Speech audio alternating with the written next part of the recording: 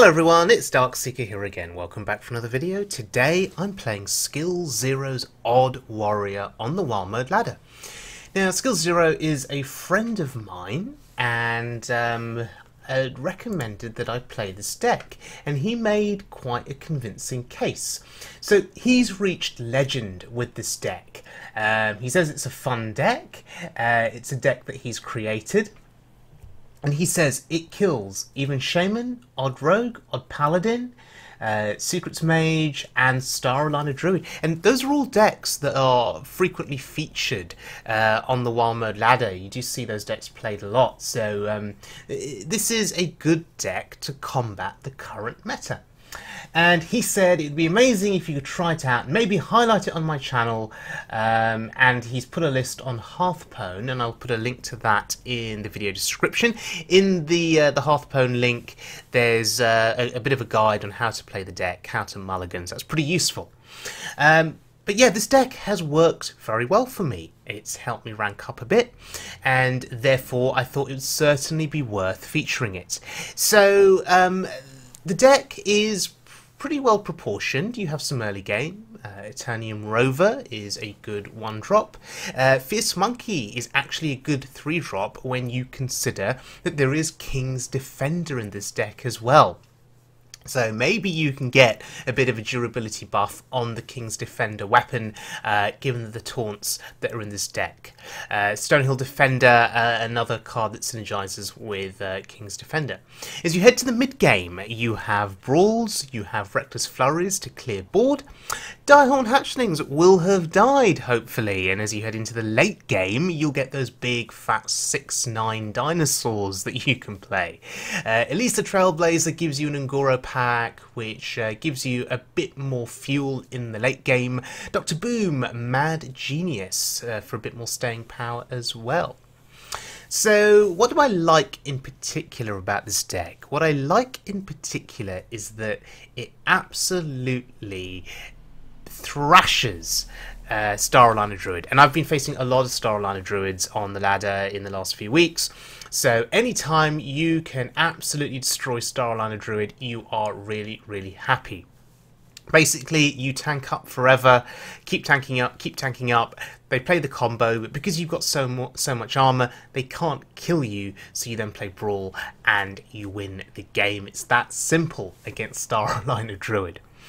You do sort of lose out though to greedy, bit heavy control decks who can sort of outvalue you. Take Big Priest for example. Use all your Brawls, use your Reckless Flurries, and then they use Shadow Visions to discover more Spellstones, play more big threats. You can't remove the board, you lose the game. But anyway, that's Big Priest. You don't see too many of them on the ladder at the moment. Let's have a look at this first game, and we're going up against a Shaman. Now, I'm looking at Ravaging Ghoul, and I'm thinking, do I keep it? Probably not. See if we can get... No, I was looking for the Rover, couldn't find it. But we do have Stonehill Defender, and, ooh, King's Defender. We have double Defender in hand. That's pretty cool. We have turned our curse into our strength. None will survive. Okay. So, Job's done. the start of this game is probably going to be typical of what you'd expect from even Shaman. They will hero power on 1, that's incredibly good. Such great value, 1 cost hero power. And that does so much for him. It discounts things from below, it provides something on the board that can go with a Flametongue Totem or a Direwolf Alpha.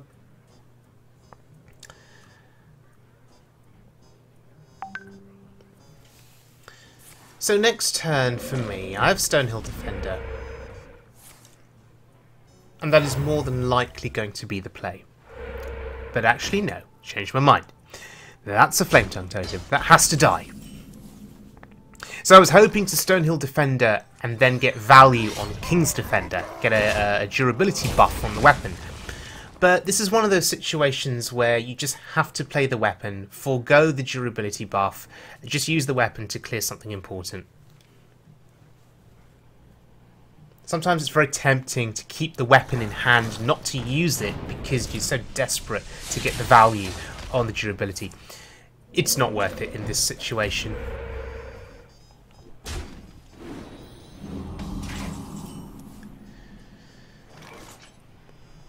So I'm looking at the Ravaging Ghoul here and I'm thinking, okay, it clears a 1-1, it contests the 2-3.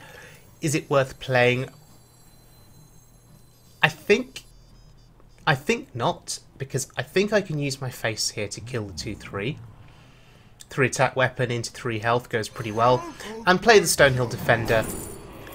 And we were hoping for a good taunt. These are all useless. So the least offensive taunt is probably the 4-cost 1-6 with lifesteal. Is that better than a 4-cost 1-7 that doesn't have lifesteal? I don't know. I really don't know. Maybe the lifesteal will come in handy. But yeah, when Stonehill Defender whiffs and you get a really poor selection of taunts, it's really sad, right? It's really, really sad. And I notice that's been happening to me more often recently. Stonehill Defender hasn't been terribly helpful. Now, Dynamatic here is more or less a board clear. 1 minion is left on board. Fine. Absolutely fine. This is a battle for the board. And we haven't drawn brawls yet. We haven't drawn major AoE, so... Well, there's Reckless Flurry. Ask and you shall receive. But here comes that overpowered taunt. The 1-6 with lifesteal. Deal with that. Oh. Well, that's odd. He just used a hex on that useless taunt. First of all, it's a useless taunt. Did it really warrant a hex? Secondly, he used hex. If you speak to any pro wild mode player, they'll tell you that hex is not good in even shaman. Anyway, double rover here. Why? They're both going to die easily. Why play them? Well, it gives me board presence. I get some armor gain initially through the Ravaging Ghoul. Gave me something to do whilst I stall and bide time.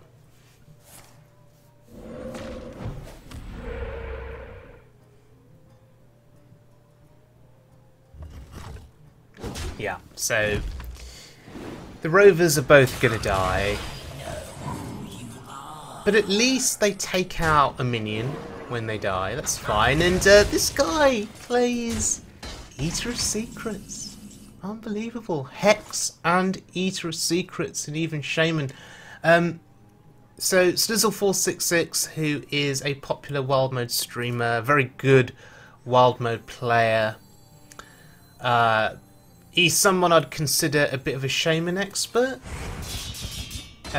Some of you'll recall me playing his Even Shaman with Pinata a few weeks back. So Slizzle, if you're watching this, what is my opponent doing with Hex? What is going on with Eater of Secrets? If you're watching this, Slizzle, could you interpret what you've just seen for us? Is this the new meta? Is this the new Even Shaman meta? Curse has become our greatest strength. Alright, so now we're seeing two big threats here. They're not 4-mana 7/7s and they're not Sea Giants, but they're still pretty substantial. So, double Shield Slam here I'm happy to use. Because I have Brawl. So, if he plays a massive threat, I can deal with the Brawl. I can deal with those threats with the Brawl. It's absolutely fine. And we're heading to turn 10 very shortly, so we can get a hand refill with Omega Assembly. It's pretty good.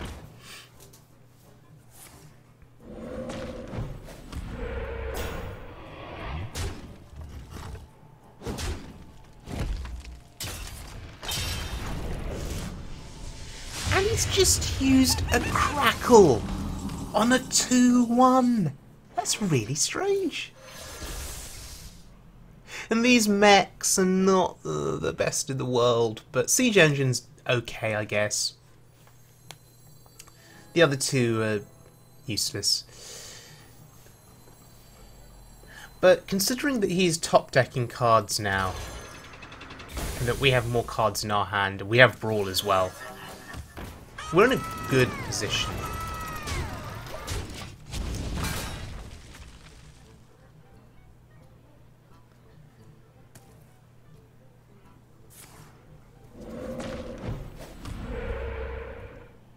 Giggling Inventor has actually done quite a lot to sort of stop him in his tracks. I mean, it was looking bad for him anyway, but yeah, Giggling Inventor is such a good card. Really is. If there ever was a card that was a candidate for nerfing, it's that card.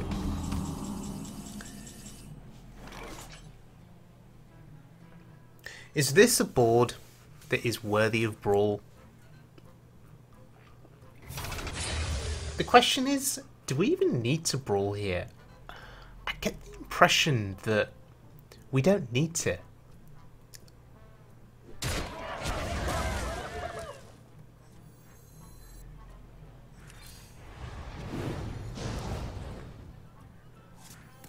So we can hope to kill something here. The Dynamatic, and yeah, killing the Direwolf is exactly what we wanted, really. That's great. It's really, really great. There isn't going to be much he can do to come back from this. We have the Brawl if things get too scary. That's the Sea Giant. Thing is, we don't even need to Brawl. Yeah. Siege Engine actually worked out really well for us. It would just kill the Sea Giant. That's pretty cool. Okay, next game. And it's against a Druid. Now, at this point in my journey, I've been facing nothing but Star Aligner Druids, and they've been really, really annoying. So, playing Odd Warrior is a great response to Star Aligner Druid. Your ability to tank up and get out of range of their combo is so good, and being able to draw Brawl and have that ready in hand pretty much guarantees you win.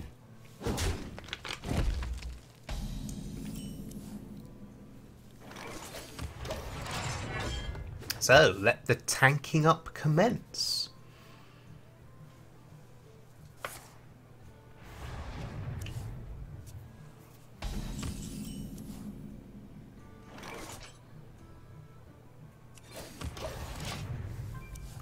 If you read Skillzero's guide on Hearthstone for playing this deck, when facing Star Aligner Druid, he says that you should tank up every single turn initially, and only play a card if you can tank up alongside it.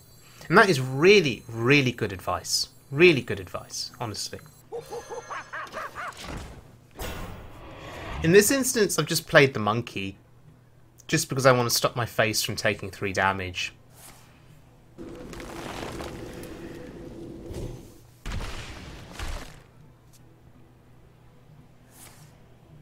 That's interesting. He's really prioritising on card draw and ramp. He's just lost his 3 attack minion. Fair enough. I guess that means my armour is going to survive for a bit longer. Out of my jungle. Oh, these taunts. Oh. The tentacle is the cheapest, so I guess we take it. And we go back to tanking up now every turn. Tanking up every turn will be our way of surviving his combo. Come dance to my song.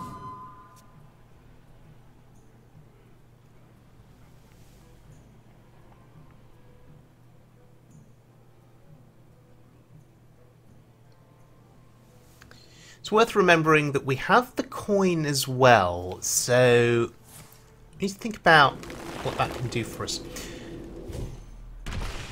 Wrath for card draw. Again, he is prioritising with his card draw here. Oh look, King's Defender value. Finally! Finally! But most importantly, we get to tank up as well. But yeah. he probably realises that the longer this game goes on, the worse it's going to be for him. He's prioritising with his card draw because he wants to draw his combo as quickly as possible. To kill me as quickly as possible before my armour gets too far out of control. Fair enough.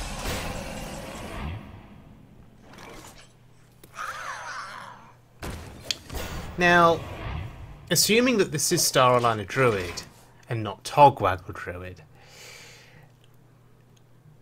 I do not want to kill the minions on his side of the board there, those little taunts, those 1/5 taunts.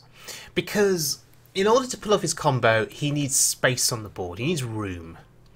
So the longer that those stay alive, the better it is.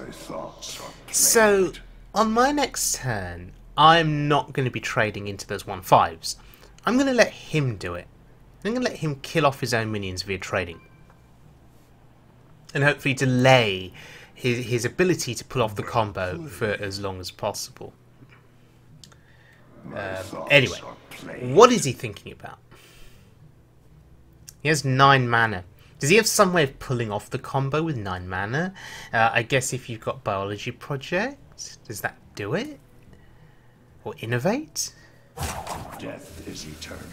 But then you've got these 2 bodies on the board that are taking up space. And when Star Aligner Druid or Combo Druid in general starts roping you, you know that you're in for a long game.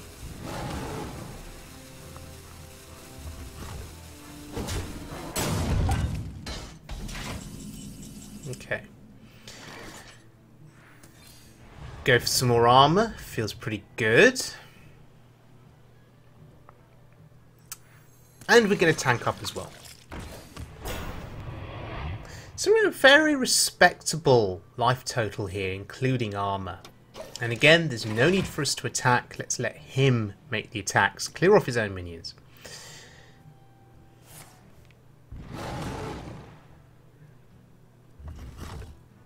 I have quite a full hand, so maybe one thing that I need to be conscious of is mill effects. Cards like Naturalize, although I don't think Star Aligner Druid runs Naturalize. Swipe to the face is interesting. I guess it gets my armor down slightly.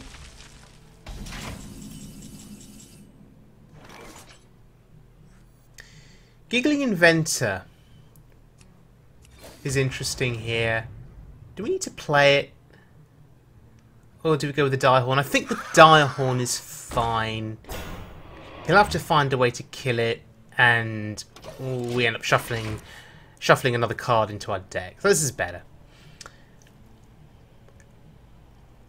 At any moment now, he could try and just pull off his combo. So we do want to be conscious about what cards we have on our board and whether we want them to die or not. In this case, Direhorn Hatchling dying to the combo is a good thing because of what it shuffles into our deck.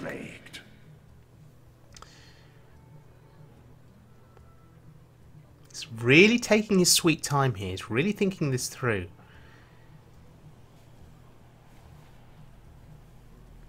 Assume he's looking for the optimal way to try and kill me, but with this kind of armor gain in play, it's going to be a massive struggle for him. And yeah, just greeting him to check if he's still awake. Roping again. My turn is not. And emoting a druid, by the way, I think is perfectly fine and perfectly acceptable, because it's Druid. And another swipe to the face, wow. I suspect he's trying to kill these minions off before he pulls off the combo. I suspect that's what's happening here.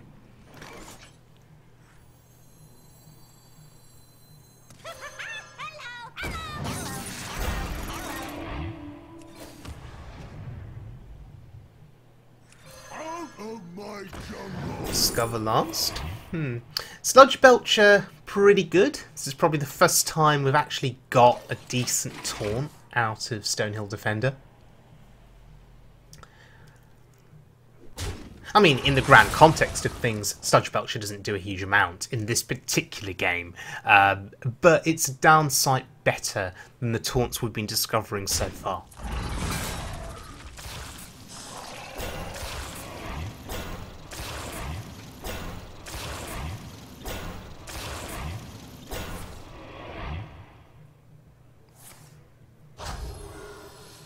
Spreading Plague with Branching Paths attack buff. It's at times like this that you start to question, is this a Star Aligner Druid? Or is this something else entirely? Is it a Token Druid, for instance? And actually, these taunts, I do want to kill. I was happy to ignore the 1-5 taunts earlier, because they were relatively inoffensive. But these have 3 attack, and I think they're worth killing. In case he has something stupid like Savage Roar. I mean, not that it's gonna do a huge amount against 26 armor, but better to be safe, right?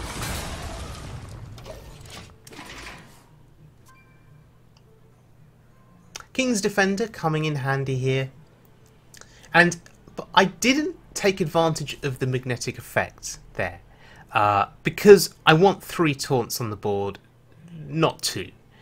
I want to spread my taunts as much as possible. That's my logic there. Not entirely sure if it's correct, but just want to make it a little bit harder for him to break through the barrier here. And Psych Melon, there it is.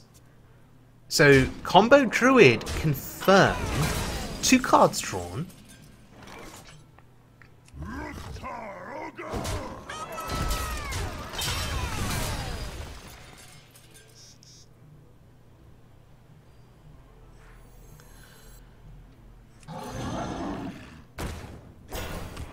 Again, tanking up is important. And the 2 bodies I've played here, 6-9 and a 3-4. I'm hoping that this will prompt him to play his combo. And yes, there it is. Aviana, Kun, Medivh, and here we go. There's Bran. The stars align. And, of course, the stars bloody align. Now, what's interesting here is he didn't kill off his taunt. He didn't kill off his taunt, which means there isn't much space left on his board. In fact, there's no space left on his board. Therefore, if he has Ancient Brewmaster in hand, or some other return to hand effect, he has no space on the board for it. I think that may have been a mistake on his part. But regardless, even with the return to hand effect, we still would not have died.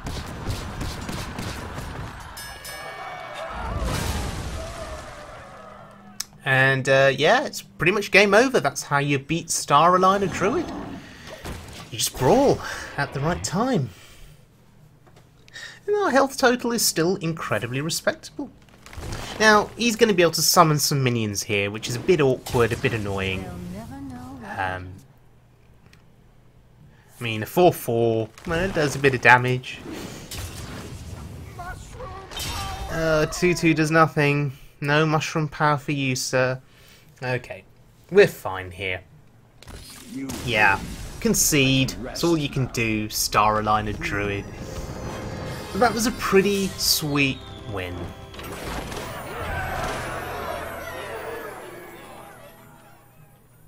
Okay, still got a final game. It's against a shaman.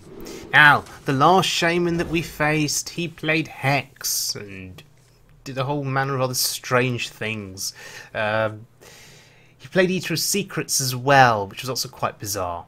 Now, maybe this shaman's going to be a bit more competent? I don't know. We shall see. Turned our curse into our strength.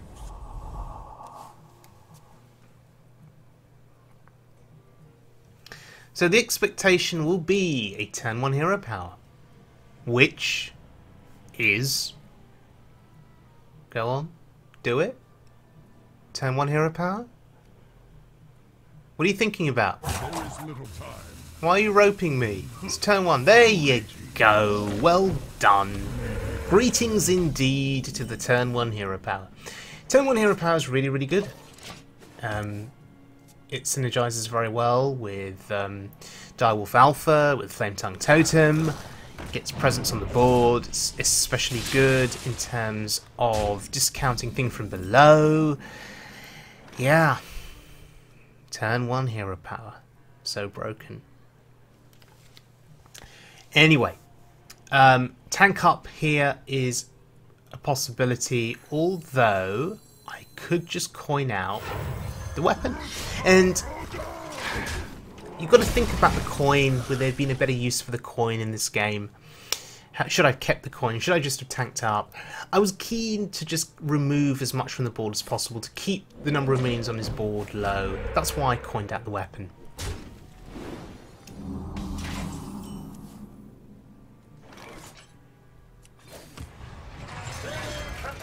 Now, I could swing and kill the healing totem perhaps, but I don't think it's worthwhile just yet. We can hold back and wait and see what he does.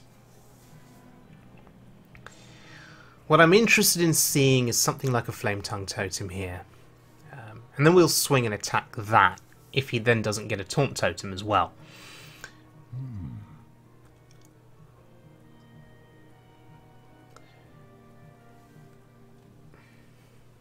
Really thinking. Okay, Jade Lightning.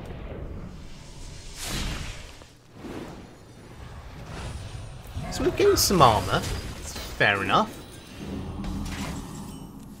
And thankfully, Stonehill Defender gives us something to do. Ugh. We don't have any dragons, so a 7 cost 6/6 is bad. Wax Elemental has no attack power, so it may have to just be the Booty Bay here. Ugh. Feels bad, man, but Booty Bay's got 5 attack. Wax Elemental I could have played on that last turn, but it does nothing. Does nothing against his board. So yeah, taking the Booty Bay is just really bad. Stonehill Defender on average hasn't been good to me. Cards like Sludge Belcher, the Lich King, those are the things that I'm looking for.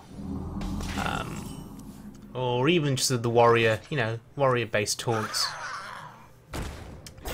But anyway, it's fine. We'll see if this guy plays Hex as well. Because Direhorn Hatchling is a reasonable Hex target, I guess. If you play Hex in your Even Shaman.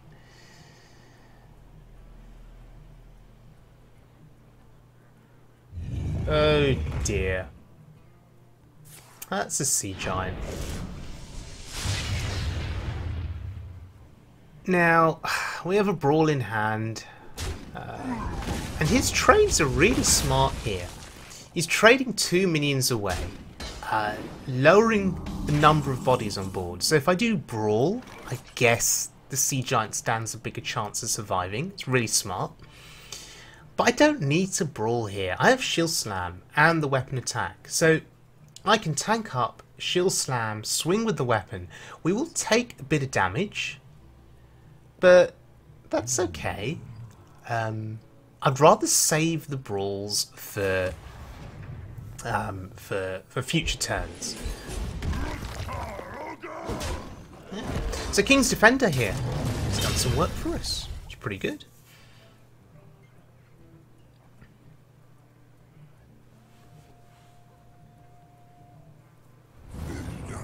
Here's another big threat. He's been pretty good at spacing out his big threats. I think he's trying to bait out board clears. Not rushing in all at once. But this deserves a Brawl. That is a 4-mana 7/7. We cannot allow it to hit face. And thank God it does not survive. Some of my luck with Brawls has been really bad. And here we're getting lucky, thankfully. Again, another threat, spaced out pretty well.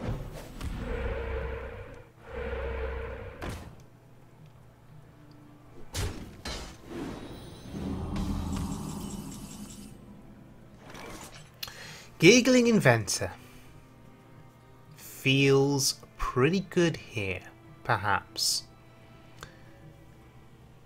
At the very least, it'll slow him down a lot.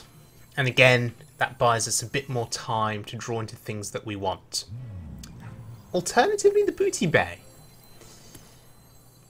But he can kill that really easily with his totems, actually. So this is much better. And we tank up, of course. The question is, would he be tempted to devolve a board like this just to try and push damage through? Doesn't need to as such. His Maelstrom Portal's pretty good there. Okay, Sea Giant. This is a brawlable board, right? It has to be.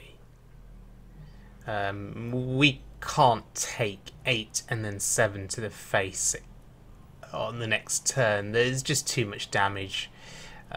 We have to brawl the board and hope and pray that nothing big survives. Aha! Luck is with me with Brawl. Fantastic. That's it. So we ran him out of threats. He was a good player. Spaced his threats out nicely, but we just had the answers. Okay, so Skillzero's Odd Warrior. Very strong deck. Very enjoyable deck to play if you like playing mechs, if you like tanking up. Anytime you can wreck the hopes and dreams of Star Aligner Druid, yeah, you know you're onto a winning deck. Big Priest has been a problem for me. Togwaggle Druid has been rather annoying because they steal your deck and they steal your hand. But, you know, most of the Druids I've faced on the ladder have been Star Aligner, so I guess this is still a good pick against them. You do have a good chance of wrecking even Shaman, as you've seen in this video. You can wreck Odd Rogue, and you definitely can wreck Aggro Paladin. Because you've got the Ravaging Ghouls, you've got the multiple board clears, but the Ghouls in particular, and even Dynamatics, are excellent at killing dudes, 1/1 bodies. So, yeah, strong deck. Right, thank you very much for joining me, everyone. I hope you guys enjoyed the video. Thank you to Skillzero for this deck. It's a lot of fun to play.